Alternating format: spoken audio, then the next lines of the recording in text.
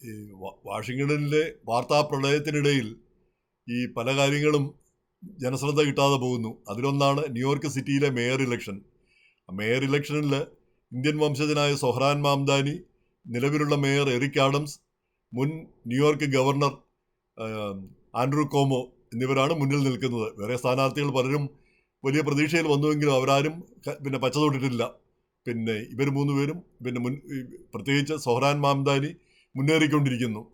അപ്പം പിന്നെ ഈ മാസം, അതായത് പിന്നെ ജൂൺ 24-നാണ് പ്രൈമറി നടക്കുന്നത്, ഡെമോക്രാറ്റിക് പ്രൈമറി നടക്കുന്നത്. ആ പ്രൈമറിയിൽ നിലവിലുള്ള മേയർ എറിക് ആഡംസ് മത്സരിക്കുന്നില്ല. പ്രധാനപ്പെട്ട കാരണം, മത്സരിച്ചാൽ ജയിക്കാനുള്ള സാധ്യതയില്ല. കാരണം പിന്നെ അപ്പുറത്ത് നിൽക്കുന്ന രണ്ടുപേരും, ആൻഡ്രൂ കോമോയും സൊഹ്റാൻ മാംദാനിയും അദ്ദേഹത്തെക്കാൾ മുന്നിലാണ് നിൽക്കുന്നത് എല്ലാം കൊണ്ടും. അപ്പം അതിനു പകരം അദ്ദേഹം ഒരു ഇൻഡിപെൻഡൻ്റ് ആയിട്ട് പിന്നെ ആഡംസ് മത്സരിക്കുകയും ചെയ്യുന്നു. അപ്പോൾ പിന്നെ ബാലറ്റിൽ തീർച്ചയായിട്ടും പേര് കാണും. നേരെ മറിച്ച് ഈ പിന്നെ പ്രൈമറിയിൽ, ഡെമോക്രാറ്റിക് പ്രൈമറി ചെന്നിട്ട് അവിടെ വിജയിച്ചില്ലെങ്കിൽ ബാലറ്റിൽ പേര് വരില്ല. അപ്പോൾ അത് വരാതിരിക്കാനുള്ള ഒരു കാര്യമാണ് അദ്ദേഹം ചെയ്തത്.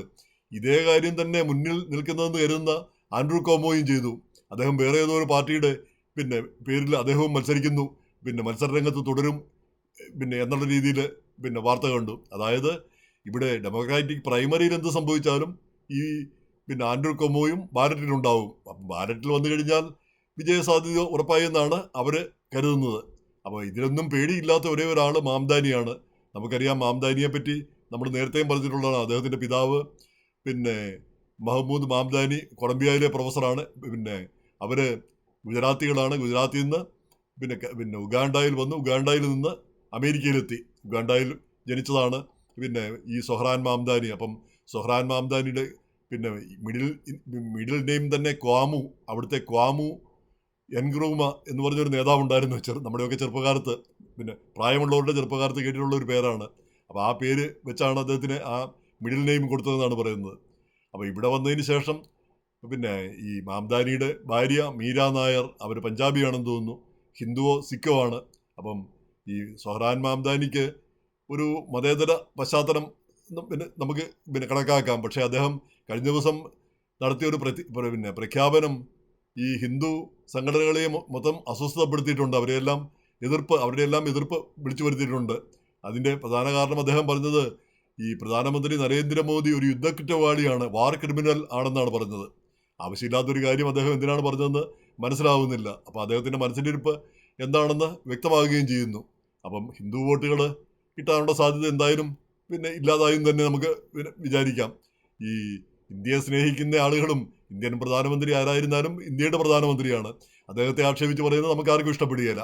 അദ്ദേഹത്തോട് വ്യക്തിപരമായിട്ടോ അല്ലെ രാഷ്ട്രീയപരമായിട്ടോ നമുക്ക് എതിരഭിപ്രായം ഉണ്ടെന്ന് പറഞ്ഞാലും നമ്മുടെ പ്രധാനമന്ത്രി ആരെങ്കിലും ആക്ഷേപിച്ച് പറയുന്നത് നമ്മൾ ഇഷ്ടപ്പെടാൻ പോകുന്നില്ല. അപ്പോൾ അതും മാംദാനിക്ക് അനുകൂലമായൊരു ഘടകമല്ല. പക്ഷെ അത് നമ്മുടെ വോട്ടൊക്കെ അവിടെ വളരെ ചുരുക്കമാണ്. ഇന്ത്യക്കാരുടെ വോട്ടൊന്നും പ്രശ്നമുള്ള കാര്യമല്ല. ഈ തീവ്ര ലെഫ്റ്റിസ്റ്റ് അതുപോലെ തന്നെ ഡെമോക്രാറ്റിക് സോഷ്യലിസ്റ്റ് വിഭാഗത്തിലാണ് അദ്ദേഹം മത്സരിക്കുന്നത്.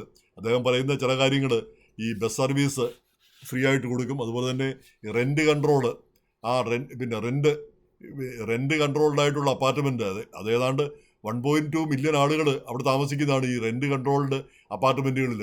അപ്പോൾ അത് അവരുടെ വാടക വർദ്ധിപ്പിക്കില്ല. അതുപോലെ തന്നെ ഈ കൂടുതൽ വീടുകൾ നിർമ്മിക്കും. അത് ഇതിനെല്ലാം പണം ഉണ്ടാക്കുന്നത് ടാക്സിങ് ദ റിച്ച്, പണക്കാർക്ക് കൂടുതൽ ടാക്സ് ഏർപ്പെടുത്തിക്കൊണ്ട് പാവപ്പെട്ടവർക്ക് അനുകൂലമായ കാര്യങ്ങൾ ചെയ്യും എന്നാണ് അദ്ദേഹം പറയുന്നത്, അദ്ദേഹത്തിൻ്റെ വാഗ്ദാനങ്ങൾ. അപ്പോൾ എന്തായാലും ഈ മാംദാനിക്ക് നല്ല പിന്തുണയാണ് കിട്ടിക്കൊണ്ടിരിക്കുന്നത്. ഇപ്പം ലേറ്റസ്റ്റ് പോളിൽ പറയുന്നത് ഈ മാംദാനിയും കോമോയും തമ്മിൽ ഏതാണ്ട് 8 പോയിന്റിൻ്റെ വ്യത്യാസമേ ഉള്ളൂ എന്ന്. 35% ഈ കോമോയ്ക്കുണ്ട്, ഒരു 23-25% സൊഹ്റാൻ മാംദാനിക്കുമുണ്ട്. അപ്പോൾ ഇതിൽ ശ്രദ്ധേയമായൊരു കാര്യം, ഈ പ്രൈമറി ഇലക്ഷൻ ആണല്ലോ ഇലക്ഷനിലെ ഏറ്റവും പ്രയാസമുള്ള കാര്യം പ്രൈമറി ഇലക്ഷനാണ്. ആ പ്രൈമറി ഇലക്ഷനിൽ ഈ തീവ്ര ലെഫ്റ്റിസ്റ്റ് ആയിട്ടുള്ള ആളുകളെല്ലാം പോയി വോട്ട് ചെയ്യും. നേരെ മറിച്ച് കോമോയെ അനുകൂലിക്കുന്ന മറ്റാളുകൾ അവർ വോട്ട് ചെയ്യണമെന്ന് യാതൊരു നിർബന്ധവുമില്ല. അപ്പോൾ അങ്ങനെയുള്ളൊരു സാഹചര്യം വന്നു കഴിഞ്ഞാൽ കോമോ വിജയിക്കണമെന്ന് പോലുമില്ല. പക്ഷെ അദ്ദേഹം അത് മുൻകൂട്ടി കണ്ടുകൊണ്ടാണ് വേറെ ഏതോ പാർട്ടിയുടെ സ്ഥാനാർത്ഥിത്വം കൂടി അദ്ദേഹം മേടിച്ചിട്ടുണ്ട്. അതായത് ബാലറ്റിൽ പിന്നെ പേര് പറയണം. എറിക് ആഡംസ് ഇത് തന്നെ ചെയ്തിട്ടുണ്ട്. അദ്ദേഹം ഡെമോക്രാറ്റിക് പ്രൈമറിയിലേ മത്സരിക്കുന്നില്ല, പകരം വേറെ ഏതോ പാർട്ടിയുടെ സ്ഥാനാർത്ഥിയായിട്ട് ബാലറ്റിൽ പേര് വരുന്ന രീതിയിൽ രംഗത്തുണ്ട്. അപ്പം ബാലറ്റിൽ എന്തായാലും പേര് വരും, പേടിക്കേണ്ടതില്ല, ഈ പ്രൈമറി തൊട്ട് നേരിടേണ്ടതുമില്ല. നേരെ മറിച്ച് മാംദാനിക്ക് ഈ പേടിയൊന്നുമില്ല. അദ്ദേഹം ശക്തമായിട്ട് തന്നെ ഈ പ്രൈമറിയെ നേരിട്ടുകൊണ്ടിരിക്കുന്നു. അതിന് അദ്ദേഹത്തിൻ്റെ പിന്തുണ അനുദിനം കൂടിക്കൊണ്ടിരിക്കുന്നു. അപ്പോൾ ഈ തീവ്ര നിലപാടുള്ള അദ്ദേഹത്തിന് ഈ പിന്തുണ കൂടുന്നത് ജനങ്ങളുടെ പക്ഷത്ത്. ഇപ്പം ഈ റെന്റ് കൺട്രോൾ ചെയ്യുമെന്ന് പറയുമ്പോൾ തന്നെ ഈ 1.2 മില്യൺ ആളുകൾ, അത്രയും വോട്ടർമാർ, അവർ എല്ലാവരും കൂടെ വന്ന് വോട്ട് ചെയ്താൽ മതി. ഈ പ്രൈമറി ഇലക്ഷനിലൊക്കെ പരമാവധി 1 മില്യൺ ആളുകളൊക്കെയാണ്. ഈ കാര്യം 8 മില്യൺ ജനസംഖ്യയൊക്കെ ന്യൂയോർക്കിലുണ്ടെങ്കിലും പരമാവധി 1 മില്യൺ ആളുകളൊക്കെയാണ് വോട്ട് ചെയ്യാനായിട്ട് പോവുക. അപ്പോൾ ആ 1 മില്യൺ ആളുകൾ വോട്ട് ചെയ്യാൻ വന്നാൽ, പ്രൈമറിയിൽ വോട്ട് ചെയ്യാൻ വന്നാൽ, അവരെല്ലാം മാംദാനിക്ക് വോട്ട് ചെയ്താൽ, കാരണം അദ്ദേഹമാണ് ഇവർക്ക് അനുകൂലമായിട്ട് പറഞ്ഞിരിക്കുന്നത്, നിഷ്പ്രയാസം ജയിക്കാവുന്നതേ ഉള്ളൂ. ഇനി ഈ ശരിക്കുള്ള മേയർ ഇലക്ഷനിൽ പോലും 1.1 മില്യൺ ആളുകളൊക്കെയാണ് വോട്ട് ചെയ്യാറുള്ളത്. അപ്പം അങ്ങനെ ആയാൽ കൂടി നല്ലൊരു വോട്ടിംഗ് ബ്ലോക്ക് മാംദാനിക്ക് പിന്നിലുണ്ട്. അപ്പം മറ്റുള്ളവരെല്ലാം ഇത് കണ്ട് അങ്കലാപ്പിലാണ്. എന്തായാലും അതിൻ്റെ അങ്കലാപ്പ് എന്താണെന്ന് മനസ്സിലാവണമെങ്കിൽ നമ്മൾ ന്യൂയോർക്ക് പോസ്റ്റ്, ഈ തീവ്ര വലതുപക്ഷത്തിൻ്റെ ഇപ്പോഴത്തെ വക്താവായ ന്യൂയോർക്ക് പോസ്റ്റ് വായിച്ചു നോക്കിയാൽ മതി. ഇടയ്ക്കിടയ്ക്ക് അവർ മാംദാനിക്കെതിരെ ലേഖനങ്ങളും വാർത്തകളും എല്ലാം വരും. മറ്റേ സാമാന്യ നിലയിൽ ഇഗ്നോർ ചെയ്തു പോകേണ്ട ഒരു കാൻഡിഡേറ്റാണ്. പക്ഷേ അദ്ദേഹത്തിനെതിരെ ശക്തമായ നിലപാടുകളുമായിട്ട് ഇങ്ങനെ ന്യൂയോർക്ക് പോസ്റ്റും അതുപോലെ തന്നെ തീവ്ര വലതുപക്ഷ സംഘടനകളും ശക്തമായിട്ട് രംഗത്ത് വരുന്നു.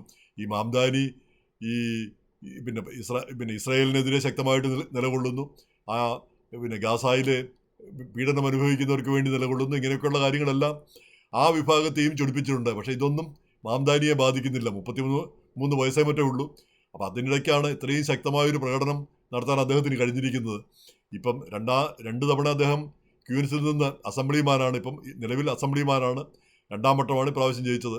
അപ്പം അങ്ങനെ സ്വന്തമായിട്ടൊരു ലേബലൊക്കെ ഉണ്ടാക്കാൻ കഴിഞ്ഞ വ്യക്തിയാണ്. അദ്ദേഹത്തിന് ഈ ഇലക്ഷനിലെ ഈ മുന്നേറ്റം എവിടെ വരെ എത്തും, ഈ 24 കഴിഞ്ഞാൽ അദ്ദേഹത്തിൻ്റെ പൊടി കാണുമോ എന്നാണ് ഇനി അറിയേണ്ടത്. കാരണം ഈ പ്രൈമറി തോറ്റു കഴിഞ്ഞാൽ,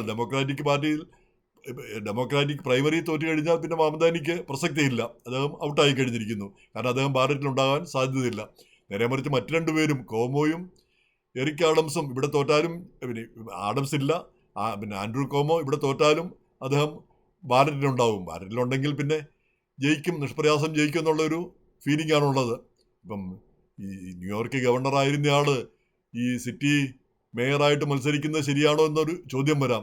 അപ്പോൾ അതിൽ ചിന്തിക്കേണ്ട കാര്യം, ന്യൂയോർക്ക് മേയർ എന്ന് പറഞ്ഞാൽ ന്യൂയോർക്ക് ഗവർണർ പോലെ തന്നെ ഏറ്റവും സുപ്രധാനമായൊരു പോസ്റ്റ് തന്നെയാണ്. കാരണം ഈ ന്യൂയോർക്ക് ഗവർണർ ഭരിക്കുന്ന ഏതാണ്ട് 19 ലക്ഷം ജനങ്ങളാണ് ന്യൂയോർക്ക് സ്റ്റേറ്റിലുള്ളത്. നേരെ മറിച്ച് ന്യൂയോർക്ക് സിറ്റിയിൽ ഒരു 8-9 മില്യൺ ജനങ്ങൾ ന്യൂയോർക്ക് സിറ്റിയിലാണുള്ളത്. അതായത് ന്യൂയോർക്ക് സ്റ്റേറ്റിലെ പകുതി ജനങ്ങളും ന്യൂയോർക്ക് സിറ്റിയിലാണുള്ളത്. അതുപോലെ തന്നെ ലോകത്തിൻ്റെ സാമ്പത്തിക സ്ഥിരാകേന്ദ്രം, ഏറ്റവും വലിയ സിറ്റി. അപ്പോൾ അവിടെ ഒരു രാജ്യമായിട്ട് കണക്കാക്കിയാൽ, നമുക്കറിയാം, ഒരു രാജ്യമായിട്ട് കണക്കാക്കിയാൽ കാലിഫോർണിയയെ 4ാമത്തെ രാജ്യമായിട്ട് കണക്കാക്കാവുന്ന, 4ാമത്തെ സാമ്പത്തിക ശക്തിയായിട്ട് കണക്കാക്കാവുന്ന ഈയിടയ്ക്കൊരു റിപ്പോർട്ട് കാണുകയുണ്ടായി. എന്ന് പറഞ്ഞ പോലെ ഈ ന്യൂയോർക്ക് സിറ്റിയെയും അതുപോലെ വലിയൊരു സാമ്പത്തിക ശക്തിയായിട്ട് കണക്കാക്കാൻ പറ്റും. വളരെ പ്രധാനപ്പെട്ട ഒരു രാജ്യം പോലെ കണക്കാക്കാൻ പറ്റും. അപ്പോൾ അങ്ങനെയുള്ള ഒരു സ്ഥലത്തേക്ക് മുൻ ഗവർണർ മത്സരിക്കുന്നതിൽ തെറ്റൊന്നുമില്ല.